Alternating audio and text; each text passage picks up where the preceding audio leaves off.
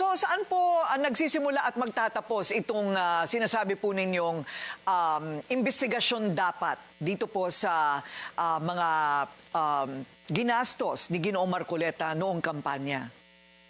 Siyempre, inaasahan po natin umaksyon yung COMELEC hinggil sa aming reklamo sapagkat yung COMELEC ang aming final ay tungkol sa violation of certain provisions of the Omnibus Election Code, samantalang yung sa Ombudsman naman has something to do with perjury, yung pagsisinungaling in other words. So dapat aksyonan po ito ng dalawang ahensya at kung sakaling magkaroon ng desisyon, in terms of process, aakyat pa yan sa mga korte, sa ibang levels, lalo na kung ipagpipilitan ni Marcoleta na tama siya.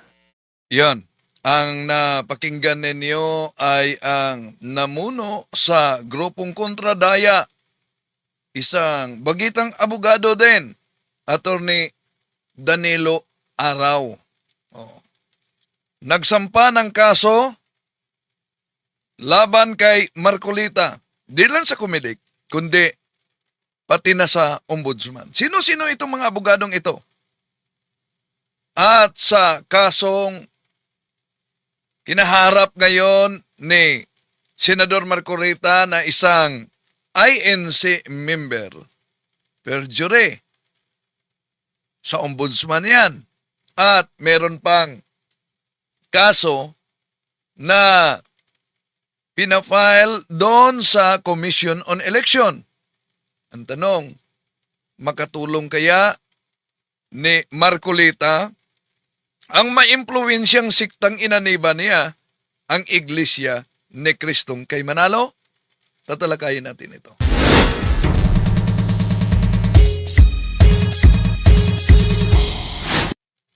Kumusta? Welcome. Ito yung lingkod, Brad Wendell Talibong, muli makasama ninyo sa pagkakataong ito. Welcome sa lahat. Tatalakayin natin itong mainit na issue, mga kapatid ko. Alala ninyo, tinatalakay natin yung na-interview siya ni Katunyeng noon, di ba? Sabi niya, si Marcoleta, siya ay kaanib ng Iglesia ni Cristo, and in general law sa Iglesia ni Cristo, pinagbabawal sa mga miyembro na magiging politiko. Pinagbabawal daw na tatakbo sa eleksyon. Pero kinukumpirma ni Senador Marcoleta na may basbas siya dahil ang lahat daw umano na mga ginagawa niya na may kaugnayan sa pagtakbo at sa kanyang political career, may alam ang tagapangasiwa, may alam ang iglesia. Dahil yun daw umano ang kailangan bilang kaanib, ipaalam lahat. Ngayon, sa interview sa Net25, dahil nagkukontrahan yung sose at yung salin ni Marcoleta, ang salin niya ay 51 million habang 122 million ang nagasta niya sa eleksyon. At sa deklarasyon niya sa sinumpaang salaysay sa SOSI, yung 122 million ay sa kanya yon, walang contribution. Ngayon na ikumpara ang SOSI at salin. At ang katanungan, nagiging viral na issue yon. Paano nakagasta siya ng 122 million sa eleksyon kung ang kanyang pera sa salin ay 51 million lang? Doon napilitan si Marcoleta na ipagtapat sa national television, sa Net25, na marami siyang mga kaibigan. Marami siyang mga kaibigan na nagbigay contribution. Ngunit nakiusap sa kanya, huwag mong sabihin ang aming pangalan. Kaya yun daw ang dahilan kung bakit zero contribution at inaamin niyang sa kanya lang ang kabuoang gasta, pero bilang abogado, nakalimutan kaya ni Senador Marcolita na yung susi na kanyang isinumiti sa Commission on Election ay sinumpaang salaysay niya. At ang pagsisinungaling sa sinumpaang salaysay ay isang kasong perjury. Di pwede na magiging lusot dahil nakiusap. Nakiusap ang mga kaibigan. Kaya sinungaling na lang sa sinumpaang salaysay. Sa ating mga suking taga-subaybay, welcome po. Anong masasabi ninyo? Comment kayo. At inaniyahan namin kayo, huwag kalimutang pindutin ang like sa ating live streaming at huwag ding kalimutang mag-subscribe lalo na sa mga bago pa lang at pindutin ang bell button para updated kayo, mag-comment at i-share ninyo mga kapatid. No? So, makatulong kayo sa ating talakayan bilang pag-evangelize sa mga kapatid natin sa social media. Sa anong paraan? I-share ninyo ang video natin sa pagsagot, no? Kaugnay sa mga issue na divinity of our Lord Jesus Christ, both human and divine, hypostatic union. At sa pagkakataong ito, tatalakayin din natin ang may kaugnayan, no? Sa issue na mainit ngayon, isang senador na kaanib sa Iglesia ni Cristo binigyan ng exemption ng Iglesia dahil bawal para sa kanila ang maging kandidato, pero pinapayagan, may basbas. Noong sinabi ni Senador Marcolita na lahat na ginawa niya na may kaugnayan sa kaniyang pagtakbo, sa kaniyang political career, ay alam ng Iglesia. Ang malaking katanungan dito, yung pagsisinungaling niya sa susi, na hindi inihayag kung sino ang nagbigay ng contribution. Alam kaya ng tagapangasiwa ng Iglesia ni Cristo? Ano sa tingin ninyo? Di kaya ang pamilyang Diskaya na isa sa mga iginiit niyang dapat magiging state witness ay isa sa mga nagbigay ng contribution sa nakalipas na eleksyon? Di kaya si Eduardo Manalo, ang tagapangasiwang pangkalahatan, ay nagbigay din ng contribution para sa pagtakbo ni Senador Marcolita? Nagtatanong lang. Ha? Oh. So inaniyahan din namin kayo mga kapatid, huwag kalimutan na pindutin ang subscribe sa Factbusters PH, nasa link, at ang pangalawa nating channel, Pananampalataya at Katwiran, nasa link mga kapatid. Okay, di na natin patatagalin pa. Ating pakinggan muna ang interview sa nanguna sa grupong kontradaya. Di basta-basta ang mga abogado na nag-file ng kaso, nagsampa ng kaso ni Senador Rodante Marcolita. Dahil grupo ito ng kontradaya at mga bigating abogado si Attorney Danilo Araw. At yung grupo ng Advocates of Public Interest Law, APEL. Isa na dyan, idol na idol ko ito, si Attorney Alexander Lacson. Bakit kilala ko siya? Dahil sa kapisanan ng mga broadcasters ng Pilipinas, may training noon, doon sa Davao isinigawa, isa ako sa mga nag-attend, speaker namin, si Attorney Alexander Lacson. Napakagaling. Napakatalino na abogado. Di basta-basta. Tumakbo ito ng senador. At binuto ko siya dahil nakilala ko siya bilang speaker namin at napakagaling talaga. May aklat nga ako sa kanya. Oh. Ito, aklat ni Attorney Alexander Lacson. So kasama ni Attorney Alexander Lacson ay si Attorney Dino De Leon, mga kapatid. No? Sila ang nagsampa ng kaso laban kay Senador Marcolita matapos inamin ni Marcolita sa National Television na di niya sinabi ang totoo kaugnay sa kanyang salin.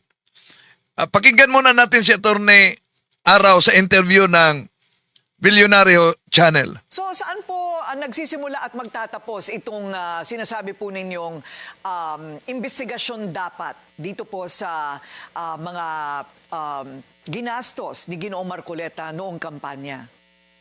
Siyempre, inaasahan po natin umaksyon yung COMELEC hinggil sa aming reklamo sapagkat yung COMELEC ang aming final ay tungkol sa violation of certain provisions of the Omnibus Election Code, samantalang yung sa Ombudsman naman has something to do with perjury, yung pagsisinungaling, in other words. So dapat aksyonan po ito ng dalawang ahensya at kung sakaling magkaroon ng desisyon, in terms of process, aakyat pa yan sa mga korte, sa ibang levels, lalo na kung ipagpipilitan ni Marcoleta na tama siya. Pero nag-file naman kami knowing full well na may mali at malakas yung aming kaso. Pag sinabi po ninyong mali, what exactly do you mean? Maling-mali yung pag-fill out ng total campaign contributions na zero yung nakalagay. Kasi ang assumption doon ay out of pocket yung expenses mo. Walang problema kung out of pocket, pero gaya ng nabanggit mo, more than 112 million yung ginastos, pero yung kanyang latest net worth, patay sa kanyang isinumiteng salin, ay nasa mahigit 51 million, if I'm not mistaken. So wala pa sa kalahati. Tapos inamin niya early November nung naging issue ito kasi may exclusive report yung Billionario News Channel sa isyung to. Nag-react si Marcoleta at ang sinabi niya, hindi naman daw zero talaga yung campaign contributions kasi may mga nag-donate. So napilitan talaga si Senador Marcolita na ipaliwanag dahil may kontrahan sa kanyang salin at sa kanyang susi. Imagine, lumabas sa susi kasi nang nasilip ito na 122 million ang nagasta niya habang ang kanyang pera sa salin ay 51 million. O kaya ang katanungan, kung 51 million ang pera mo, paano ka nakagasto na sa iyong sarili, na 122 million. Siguro kung ginamit niya ang kanyang pagkaabogado, logically mga kapatid, pwede niyang malusutan yon. Yes, nagasto ko 122 million. Kaya nga, ang nanatili kong pera ay 15 million. Pwede niyang malusutan yan. Kaso, ang problema, inamin niya sa publiko. Anong inamin niya? Di naman totoo na sa kanya ang kabuuang pera. Meron talagang nag-donate. Dahil sa pakiusap ng nag-donate na wag silang isa publiko, kaya inaangkin niya. Yon, doon na papasok ang perjury. Tuloy natin si Attorney Araw. Sa kanyang kampanya, pero ayaw magpakilala.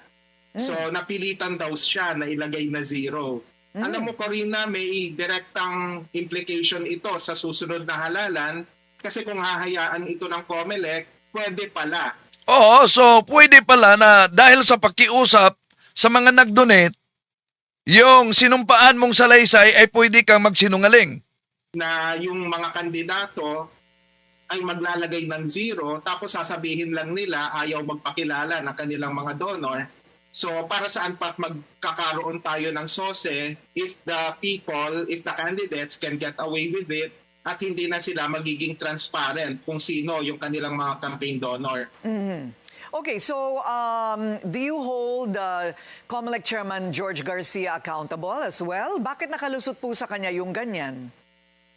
Magandang tanong po yan. Siguro magiging accountable yung buong COMELEC as an institution kung hindi natin makakamit yung hustisya. Kung hindi aksyonan ng Commission on Election ang mga reklamo kaugnay sa perjury, galing mismo sa bibig kasi ni Marcolita, recorded, kumalat, na inaamin niya, nagsinungaling siya sa sinumpaan niyang salaysay.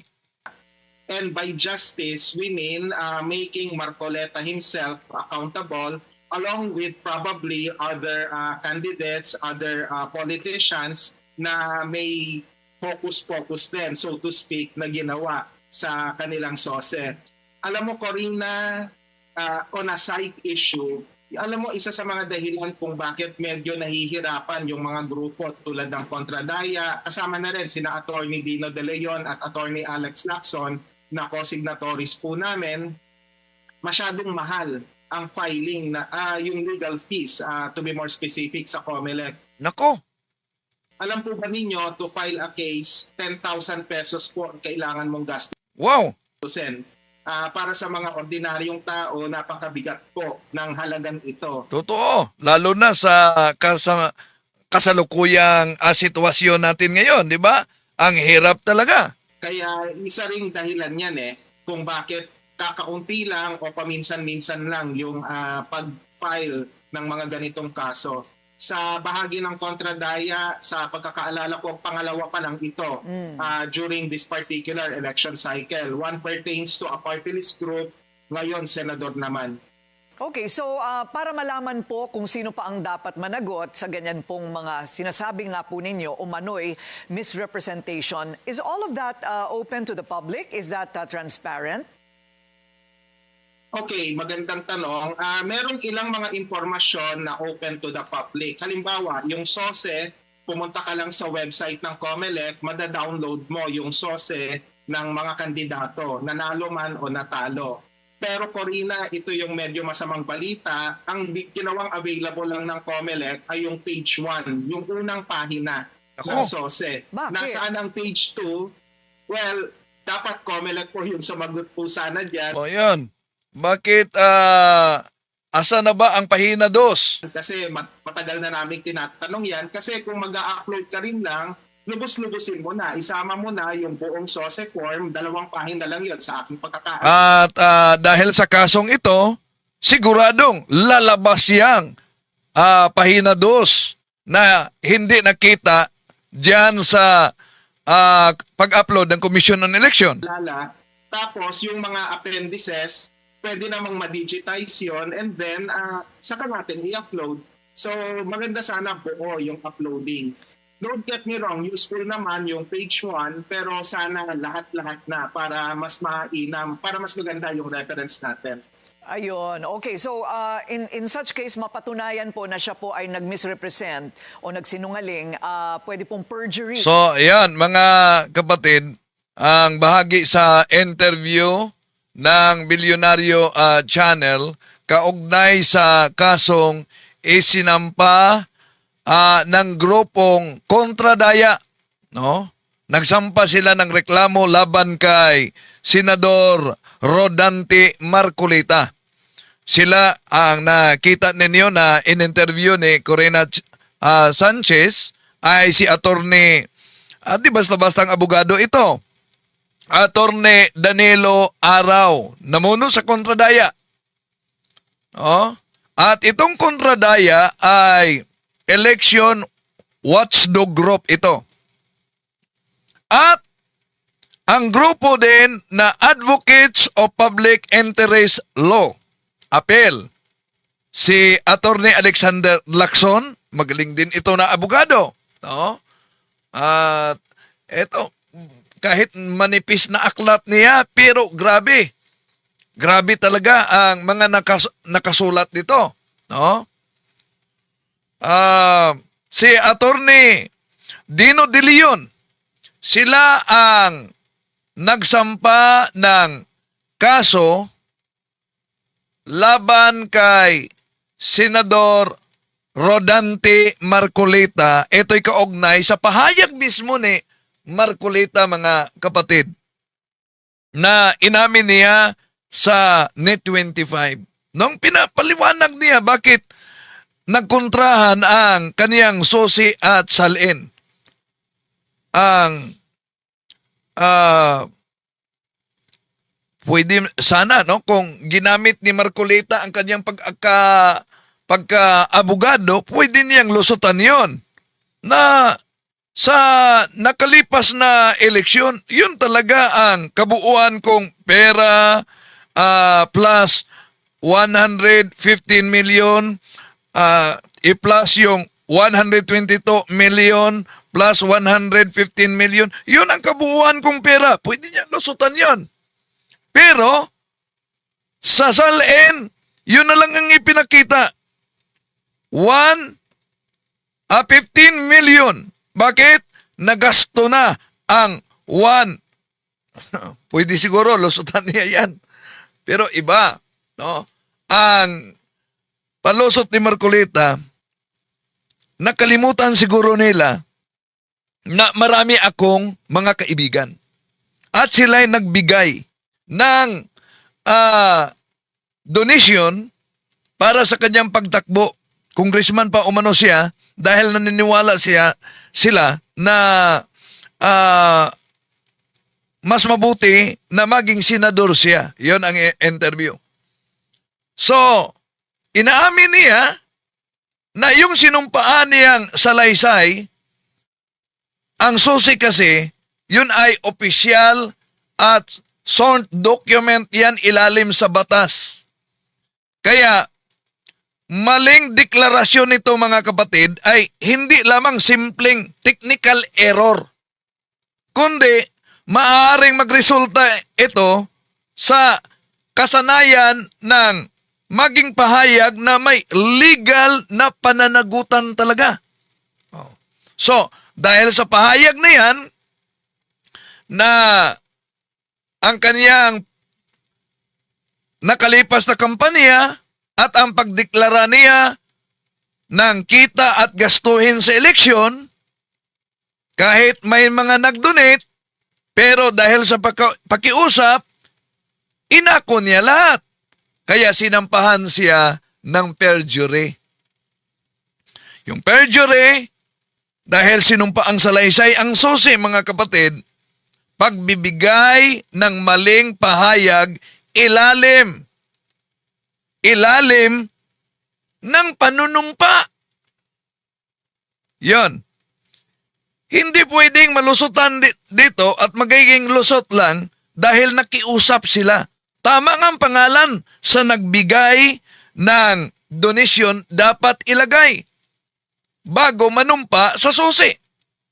So, kaya nga isinampa ang perjury na reklamo laban kay Senador Marcoleta sa Office of the Ombudsman. Siya mismo ang nagpahayag sa TV interview na tumanggap siya ng campaign contributions noong nakalipas na 2025 eleksyon. Ngunit sa opisyal niyang Statement of Contributions and Expenditures, yung tinatawag na SOSE, na isinumiti ni Marcoleta sa Commission on Elections, nakadeclare siya na zero ang mga contribution. Bakit? Siya ang nagpaliwanag. Ang nagbigay donation ay nakiusap, huwag mong isa publiko. So kaya, sinumpaan ng SOSE at inamin niyang nagsinungaling siya, ito ay posibleng paglabag sa batas dahil ang SOSE na isinumiti ni Senador Marcoleta ay sinumpaang pahayag yan. At ang hindi pagsabi ng katotohanan ay maaring mabibilang ito sa perjury na kaso ayon mismo sa Artikulo 183 ng Revised Penal Code sa ating bansa. At meron ding fall offense sa election law violation. Bukod sa perjury complaint, mga kapatid, may ibang kaso na inaayos laban sa kanya na posibleng violation ng Omnibus Election Code dahil sa sinasabi nitong walang tamang pagdeklara ng campaign contributions at expenditures. So, malulusutan kaya ito ni Marcolita? Sinabi ba iyan ni Marcolita dahil kaya siya ay kaanib sa maimpluwensyang sikta na Iglesia ni Cristo? Ang tanong, ang Iglesia ni Cristo ba ay pwedeng makapagligtas kay Senador Marcolita sa kaniyang mga kaso na kinaharap ngayon? Ano sa palagay ninyo? Hindi, mga kapatid, lalo na wala silang impluwensya sa kasalukuyang administrasyon, no? Ang INC ngayon. Kung may mga legal na kaso si Senador Marcolita, including tong tinatawag na perjury complaint na isinasampa sa Ombudsman, sa Office of Ombudsman, mga kapatid, dahil sa hindi pagdeklara sa kanyang campaign donors sa SOSI. Ang Iglesia ni Cristong Tatag ni Felix Manalo hindi maaaring pumasok at hindi maaaring ipilit na i-drop o alisin ang kaso bilang isang religious institution. Ang mga reklamo na inihain laban kay Marcolita, mananatiling pinoproseso ito batay mismo sa batas, batay mismo sa mga ebidensya, at hindi sa suporta ng isang religious organization. Siguro, maaaring may ang iglesia pwedeng makapagbigay ng legal na depensa dahil meron din sila mga abogadong kaanib sa INC. Naalala ko nga yung si Father Winston Cabading at nasampahan ng kaso at kabilang na ako diyan, mga kapatid, no? Kung maalala ninyo, na ang kasong iyon ay naakyat sa korte. ang piskal pala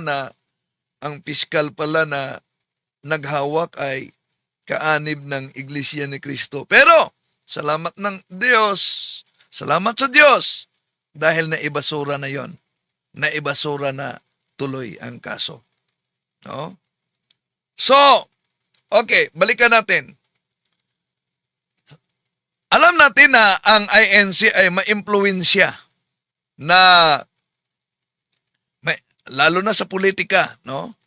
Dahil sa kanilang tinatawag na pagboto sa lahat ng mga miyembro nito, mga kapatid. At pwede silang makabigay ng suporta moral kay Senador Marcolita. Pero di pwede na sila'y manghipasok, lalo na sa isyu, mga kapatid, sa kasalukuyang hinaharap ngayon ni Senador Marcolita na mga kaso sa COMELEC at sa Office of the Ombudsman. So, anumang legal na depensa ni Senador Marcolita sa mga kaso tulad sa ng perjury at ilan pang legal issue, mga kapatid,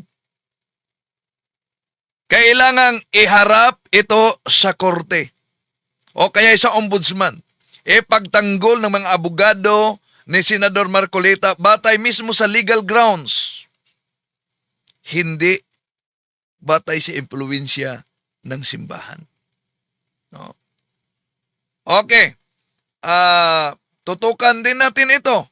Ano kaya ang resulta nito? Sa kasong kinaharap ni Senador Marcolita, meron tayong boses ng masa diyan? Yes or no lang yan? Pabor ba kayo na kinasuhan si Senador Marcolita? Nangunguna dito ang yes, 89%, no, 11%. Okay? So, sa pagkakataong ito, pasok na tayo sa punto por punto mga kapatid. Tinatalakay natin ngayon ang mainit na issue ng isang senador. Magaling din ito na senador. Napakagaling. Mag-imbestiga. Believe nga ako sa investigasyon niya. Yung may kaugnay sa Osami City. Diba? Pero sa kasulukuyan, may hinaharap siyang mga kaso. At di basta-basta itong mga nagsampa ng kaso, mga magagaling din ito ng mga abogado.